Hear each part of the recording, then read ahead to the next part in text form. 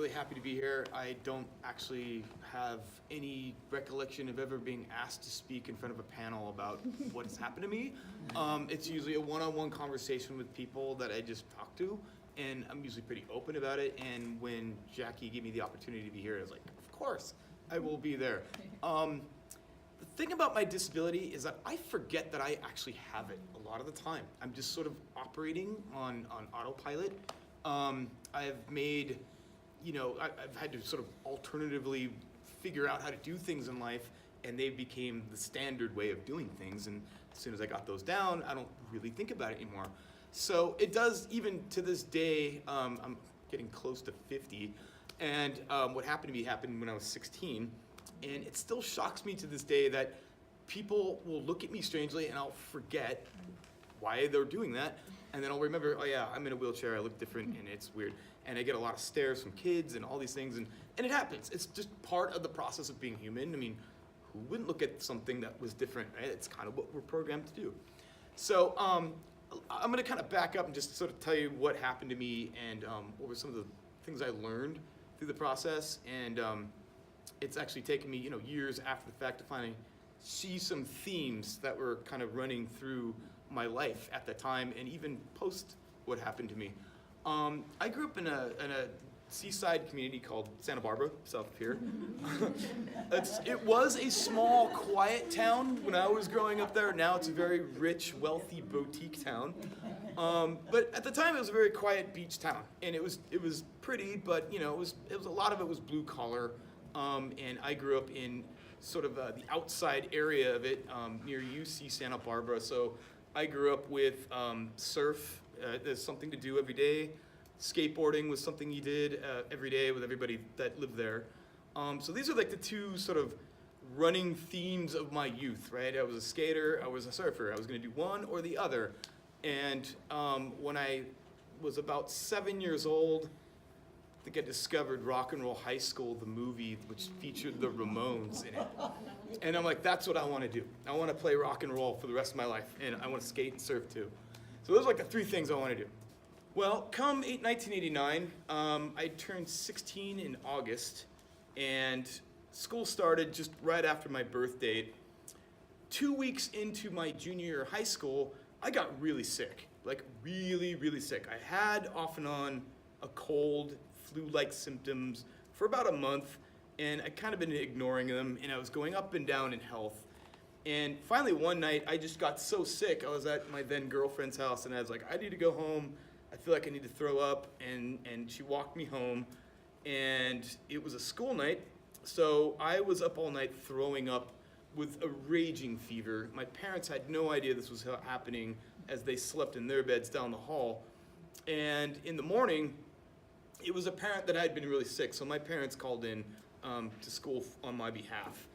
And my father left at some point early in the morning to go get milk or something from 7-Eleven. And he came back within 25 minutes.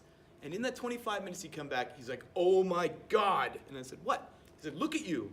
And I looked at myself, and I had little red splotches all over my skin, and my skin was turning very pale white. He's like, I'm calling the ER right now. So he calls the ER for an ambulance. Ambulance takes 40 minutes to get there. Mind you, they're only 2.5, 3 miles away. They finally get there. I can't even move my limbs. They have effectively been sort of swollen and stiff. I can't move my arms and where my elbows are or my knees. And to touch me hurts. It's like having a Charlie horse throughout your entire body. Like your muscles are freezing up. So they get me on a gurney, and they get me to the hospital, and they rush me into the ER, and a bunch of people are running around, and I see one doctor take one look at me and run out of the area. And I can hear him say, nobody goes in there unless you are completely garbed up. And I mean head to toe. So from then on, it was biohazard, contamination, all hands on deck, prepare yourself. I didn't know what that meant. They came to me and told me that they were going to do a spinal tap to see what the infection was, that they could identify it, because they think it was showing symptoms of a few different kinds of diseases that it could be. They asked me if I'd been out of the country. I said no. They say, are you sure? You haven't been to South America? You haven't been to Asia? Anywhere like that without booster shots? I said, no, I'm right here in Santa Barbara. It's my hometown. I haven't gone anywhere. And they said, okay. And they gave me a spinal tap, which hurts. But it came back very clear, which is a very good sign because it means there's no infection there, which kind of threw them off a little bit. So 40 minutes goes by some more. I start looking a little worse. They give me another spinal tap. It comes out just pure pus. I pass out. I go unconscious for 6 days. And in that 6 days, I'm admitted to an ICU with 200 IVs in me at one time. Down the neck, down the arms, down the sides, down my legs, groin, everything. And they have phone calls constantly on the line to Atlanta, to Centers of Disease Control, to see what drugs they could give me that wouldn't cancel out other drugs or kill me in the process. My fever rose to about 110, and they had me on ice packs that were melting on top of me. They had constant blood packs going in and blood burning on the way out. And they told my parents that my chances of survival were about 0.5%. Given what they were looking at, and given that not only did my body swell up, but every organ in my body failed at least once. This was a very weird disease that they still hadn't quite gotten their hand on yet. It took them a few days. What they came back with, when I was still unconscious, was a really big tongue twister of a name, Meningococcal Septicaemia. Just was bacterial meningitis with blood poisoning. What it was doing was kind of twofold. One, the infection would attack an organ so that it would fail. They'd pump a bunch of drugs toward it, and it would back off, and then it would reattack the same organ sometime later.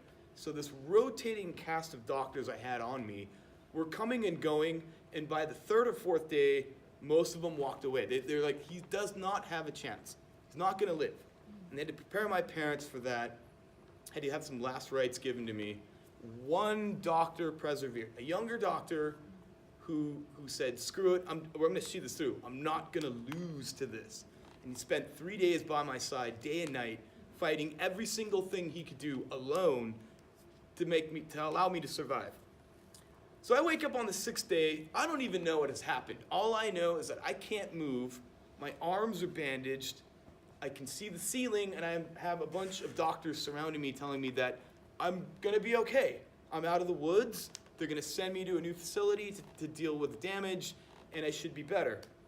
Not knowing what that meant, they helicoptered me to a burn unit in Los Angeles to deal with tissue damage. My parents still don't know what is going on with me. And it's not until they get there that they discover that I'm going to need some major surgery right away for the tissue that has died in the 5 days that I'd been under, and it had gone necrotic. So they have to amputate some parts, maybe half a foot, they said, and maybe some fingers. And they come back after 3-hour surgery, and they're having my parents sign paperwork to get rid of limbs, entire limbs, which they had no idea what that was going to be, and it just completely devastated them, and they had to sign it in order for them to do it so I could live. And I spent 3 months in a burn unit, going through about 8 major surgeries where they cut a little bit more back, and a little bit more back, and a little bit more back, because they wanted to save as much as they could. And by this time, I'd already found out like what I had, and that I was one of the first survivors of it, which was a really cool thing, because now they could study it to help other people. And in that time, I remember asking them, will I be able to play guitar again? Will I be able to go surf again? They told me no. There's no way you can do that. And that, I think, right there crushed me more than what had physically happened to me. Because as long as I'm alive, I feel like I can do something, and that was my sense kind of then. And not to say that it wasn't all roses. I mean, I had some dark moments of, why is this happening? I don't want this to happen anymore. I want out, whatever. I got through that through friends and family being there. So I have to say that having people around you helps immensely. I did get through it. I went to rehab in Santa Barbara where I had to learn how to use my muscles again. And I had skin grafts from all these different areas, and I was down to about 90 pounds. And so the physical therapy aspect for another 9 months was just grueling. But it got me mobile. And I came back to high school for my senior year, still in bandages. Like, I had to be re-bandaged every single day. And I was able to graduate high school in fake legs. Fast forward a few more years, and I'm in college, and I'm double majoring fine art and earth sciences and geology. And a friend of mine's like, here's a guitar, do something with it. And I was like, I don't know if I can play it, but I'll try. Here's the weird thing. My hands, the way they are designed perfectly to play a guitar. But if they were this way, I would not be able to play at all. So I got a hand that can hold a guitar pick, and I got a hand that can actually hit the notation of the strings. And a couple of years had gone by, so my swelling from healing had gone down. I'd gotten mobility back. I was able to get my range of wrist motion, and I was able to play a few things just single notation. I was like, whoa, I can play again. I can remember the songs. I just have to reapply what I was doing then to how to do it now and get used to it. And so I was doing it over and over again, day in and day out in my room. And I was getting turned down from a lot of people that I offered to, hey, if you need a bass player, I'm available. They're like, I don't know that you could keep up with it, but, hey, thanks. This is basically what they told me. Fast forward another, 8, 9 years later. I'm now in the Bay Area. I'm living in Berkeley. And a friend of mine from Santa Barbara has moved up here. She has recently acquired a drum set. She doesn't know how to play it. She's like, I need a bass player. Do you want to play bass? I was like, sure, let's go. She throws me into a room with 2 other people I didn't even know would be there, and they didn't know I would be there either. And that was day 1 of the Angry Amputees. We didn't have a name. We wrote 1 song that night, just jamming it out. And in 6 months' time of us just getting into a room, in 6 months' time, we were able to get on the Vans Warped Tour, which is a national touring act with about 30 musical acts. And they said, look, if you can get to the shows, we'll let you play. We can't pay you, but we can give you some food vouchers. So I went out and bought an RV, piled everybody into it, out we went on tour. And through that adventure, we went on to get a little bit of recognition. We got international. We were able to go over to Europe. We played there. We played South by Southwest. We played North by Northwest. I got into a coffee table book on the Vans Warped Tour, which is now in the Rock and Roll History Museum. So I'm in the Rock and Roll History Museum. I think it's freaking awesome. Fast forward a little more, we're getting some attention, and then a second health crisis happens to me. I have to have emergency heart surgery. I get sick again with a really bad fever, totally unrelated. I have somehow gotten an infection on my heart, on a heart valve, and it's been making my heart get bigger. So it's pumping harder, and it's gonna stop at some point. So they need to get a valve replacement surgery. This is pre-insurance. And the week later, I was supposed to go into Seattle to record with the guy that recorded Nirvana. So I did not get that opportunity. But I sent my band members on without me. I taught all my bass lines to my guitarist. He laid them down for me. It was brilliant and awesome. And I had an amazing surgery. And I could immediately feel coming off of the operating table that my heart was beating normally again. Before it was kind of having a bit of a thrust to it. And I picked up bass again as I healed. It took about 8 weeks to have sternal precautions. Couldn't lift anything more than 5 pounds at a time. But after that, I had to relearn how to play bass again because I'd kind of gotten a little weaker. And here's what the cool thing happened.